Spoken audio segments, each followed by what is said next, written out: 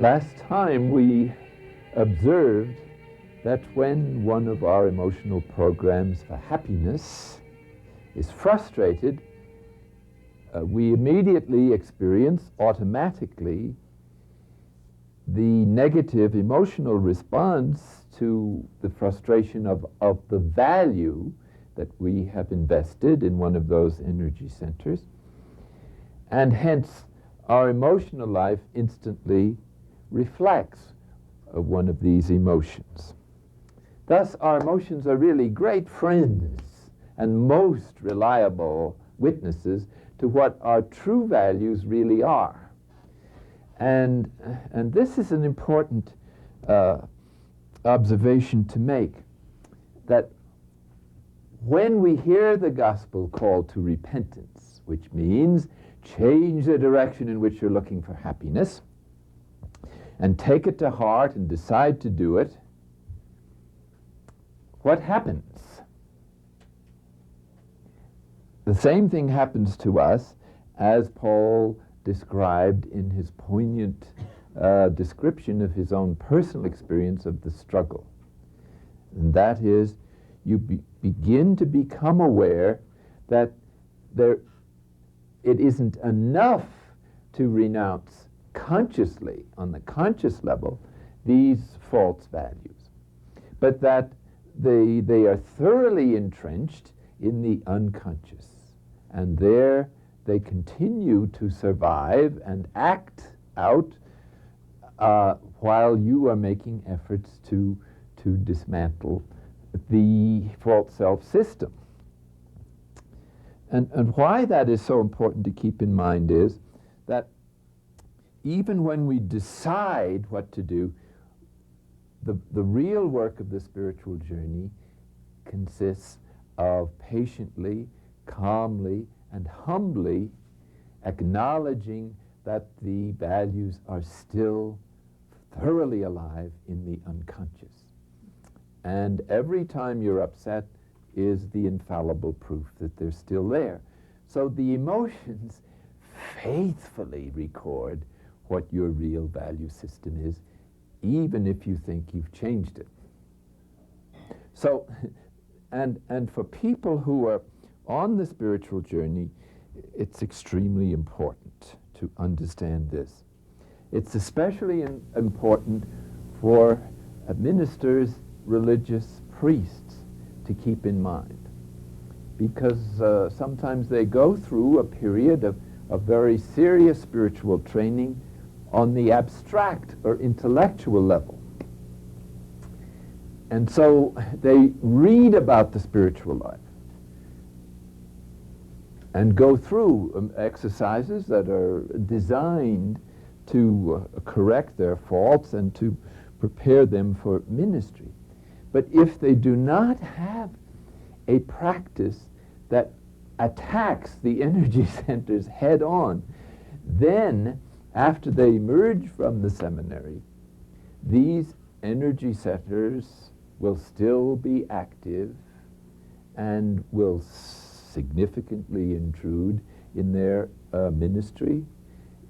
If they are administrators or leaders in the churches, their decisions will be influenced unconsciously by those energy centers.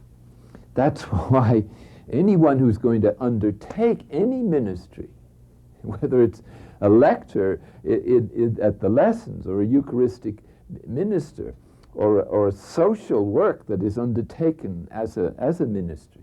In fact, I believe that marriage is a real vocation and a ministry to each other. It's a sacrament, and it's the one sacrament in which the ministers are always functioning, because the purpose of the marital and sacramental commitment is to minister God's love to each other 24 hours a day.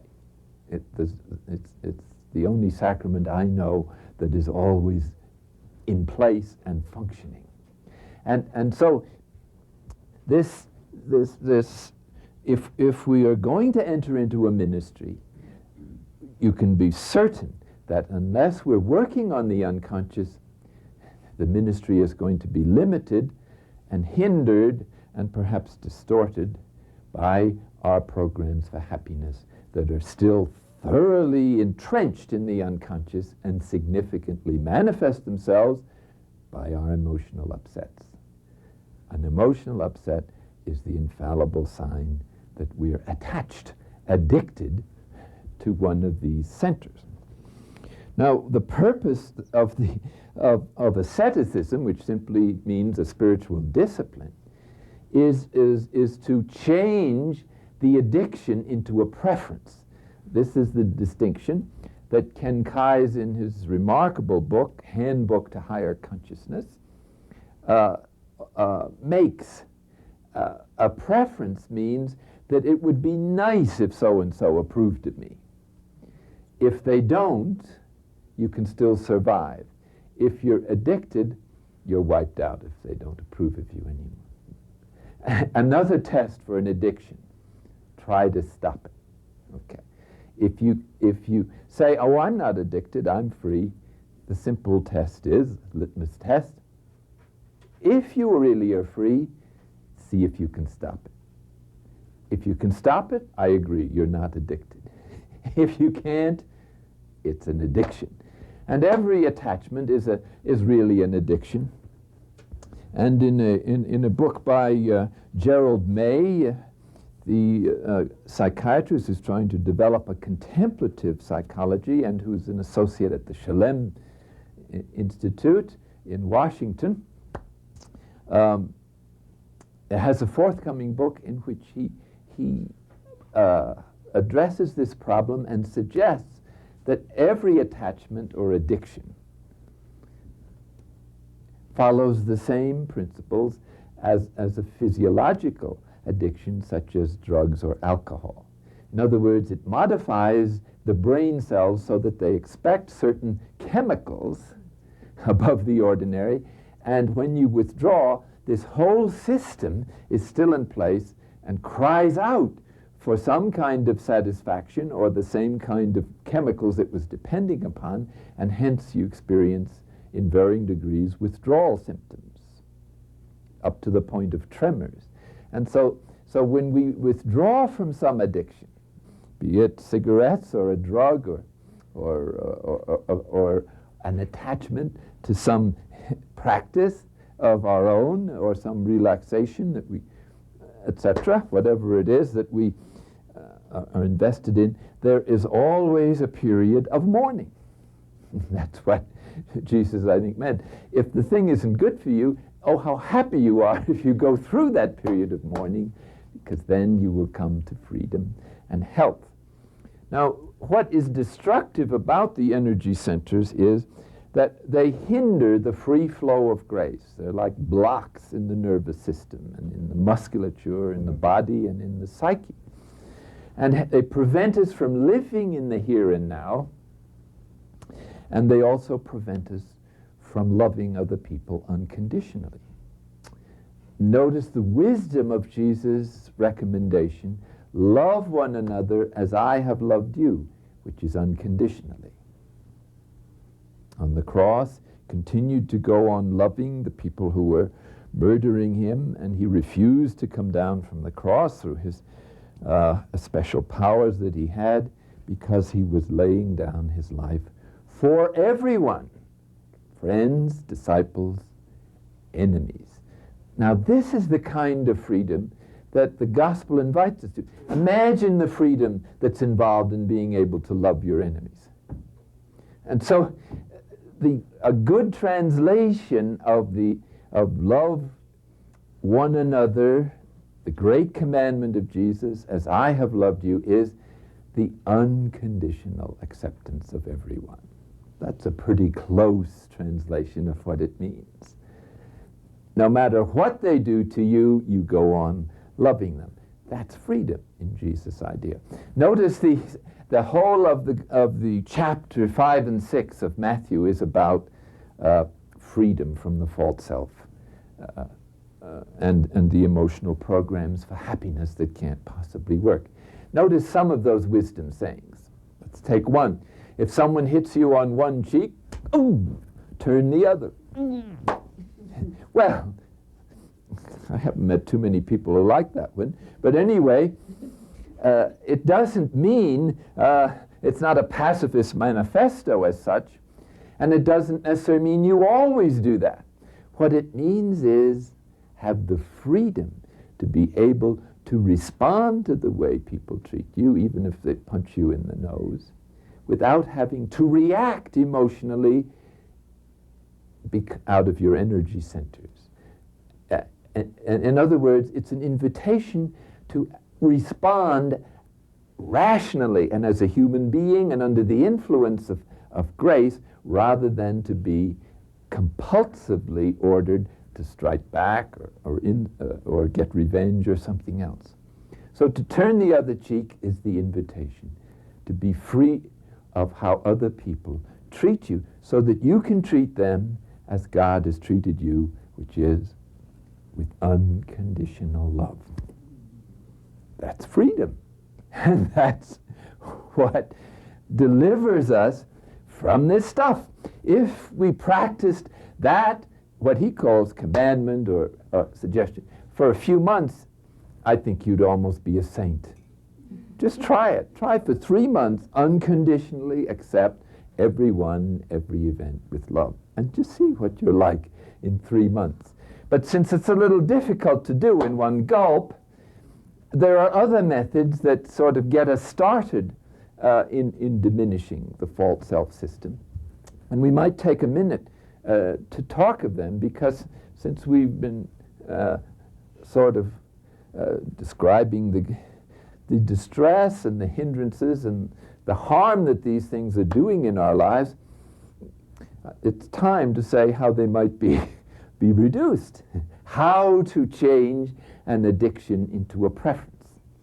Because a preference is a beginning of freedom, whereas an addiction is a form of slavery or tyranny. It means that the habitual way of responding from early childhood is continuing, and we can't do anything else. We can't change it. And when we try, it doesn't work. Our emotions still go off. So notice how this teaching of Jesus aims at the heart of the problem. He's not recommending some casual acts of self-denial or asceticism. He's not recommending you flagellate yourself. He's not recommending some extreme fast. He doesn't say you have to stay up all night. He doesn't say you have to pray 10 hours on your knees. He doesn't say you have to make a pilgrimage to Jerusalem. All he says is change the programs for happiness that can't possibly work. Is that so hard? Well, anyway, it's such a common sense appeal, because instead of doing something that's useless, we might as well put our energy on what really counts. And it seems, in his view, it wouldn't take long to begin to modify our addictions into preferences if we put our minds on it. Well, there are many methods of doing so. I've already suggested that what seems to be Jesus' own shortcut to freedom, which is accept unconditionally everyone in your life, no matter what they do to you. Which doesn't mean, of course, to be subservient to everyone or to let everyone walk all over you. It means to accept them as they are and still love them. But once you've accepted them, it may also be God's will to modify, correct, or improve the situation by suitable remonstrations when you're at a certain level of peace. Well, anyway, let me just offer a couple of suggestions. Ken Kai's has some fairly sophisticated methods for deliberately attacking one or other of those, which are many have found of value. Here's one that is a little more simple, called the mind freedom, adapted to a Christian context. As we saw, these energy centers immediately set off when frustrated grief or anger, and grief really is a paralyzing emotion while it's functioning. You really can't do anything. You feel sorry for yourself, or you can't relate to others, or you have no energy to do anything. It's a very oppressive kind of emotion when it's very strong. Apathy is even worse. It's almost, you have to almost light a bomb underneath that. But anger also is a very absorbing emotion and distressing one, and it's that feeling that automatically responds to an evil that was difficult to avoid that has now descended upon you in full force. And hence it produces very deep reactions. And as we saw, there's always a commentary when any one of these emotions gets going, the imagination reinforces it with various defensive or aggressive thoughts. Here is just a little way, a suggestion of how these energy centers, in the sense of the value system that produces them, can be gradually modified. In other words, this is a practice which is not so much going after the sins that are prompted by those things, because sin is really a symptom of the disease. It's not the disease. The disease is the value system which, when it gets sufficiently frustrated, is willing, in order to ease the pain or to obtain what it wants, to trample on the rights, needs of other people. And hence come all forms of injustice, or even violence, or to trample on our own genuine needs by disregarding our health and relationships, especially a due reverence for ourselves and the gifts of God to us, and a recognition of our own dignity, body, soul, and spirit as the child of God. So here is the suggestion then. When one notices the same emotional turmoil repeating or recurring or recycling, pinpoint the emotion. In other words, name it without analyzing it, without thinking about it, without reflecting on it. Just report it to yourself as if you were a reporter. In other words, I feel anger, I feel apathy, I feel pride, whatever it is, grief. And then pinpoint the event that triggered that emotional response. In this way, you can quite easily sleuth back to which one of the programs is resonating. Sometimes there's overlapping, of course. Several are involved at the same time. But since normally one is predominant because of our personal history, you will, if you work on that one, the others also begin to disintegrate. And so the next thing is to ask yourself this question: am I willing to give up my desire to control this person? Or am I willing to give up my desire for the approval, esteem, or affection of this person? And the answer always is, yes, I give up my desire with all my heart and energy. It has to be a choice.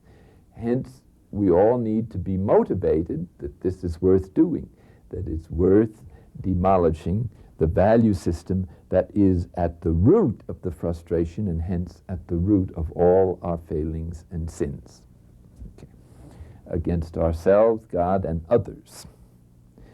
So these energy centers were developed by repeated acts. They can be taken down by repeated acts. There's nothing absolute or mysterious about them. They're just a habit. Since they have deep emotional overtones, it takes a little repetition, determination, and patience to keep letting go of the value system by a deliberate act every time it presents itself. so that it's a form of recollection or of meditation for daily life. You notice every time it goes off, the event that triggered it, and now you know the center that's involved. I give up my demand for security. And you say it in your imagination or out loud, if you like, several times, and try to move on to something else.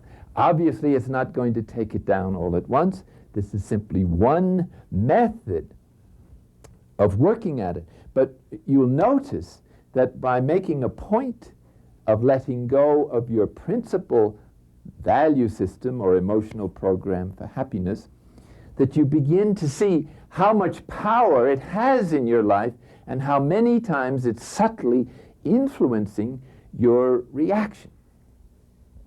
And so as you gain a certain sensitivity, you become more prompt in letting go of the emotion as it arises. Now, in this connection, there's a delightful story that I think might emphasize how important it is to be alert to the problem, which is self-knowledge, and to be prompt in noticing the emotion before it gets to a certain strength or point that sets off the commentary. Because remember, once the commentary gets going from the imagination, it's going to reinforce the emotion, and then you'll be off to the races and spend the next half hour or 2 hours in emotional turmoil. Because once the pot really gets boiling, you just have to wait till it calms down. Because some emotions, like fear, anger, set off chemicals in the body. So you have to wait for the liver to filter this stuff out. And that may take several hours. So the prudence then is to let go of the annoyance, or whatever it is, of the frustration fast. And the sooner you develop that skill, the faster you demolish the value system itself, which is only an illusion. It's simply our way of conceiving ourselves, reinforced by the ordinary way we think, and stimulated, held in place by our usual interior dialogue, which, incidentally, our centering prayer practice is distancing ourselves with. So when you're doing the centering prayer, plus this exercise in ordinary life, you're reinforcing the whole process. And the distancing that our silence in prayer gives us from the interior dialogue enables us then to reevaluate our programs, and with greater ease to resist them, deny them, reject them. But we don't repress the emotions. We simply don't. We simply let release the energy that is involved in the value system that the emotions are faithfully registering. We don't suppress them, we don't repress them, and if there's some duty to correct somebody, a child or a friend, this can be done later when our emotions are not upset and when we're as calm as we normally can be.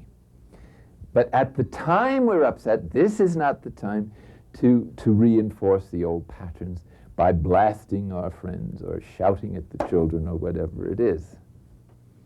This is the time to free ourselves from the unconscious fixation routine that compulsively forces us to react with emotional distress every time that program is frustrated, which is quite a bit of the time for many people.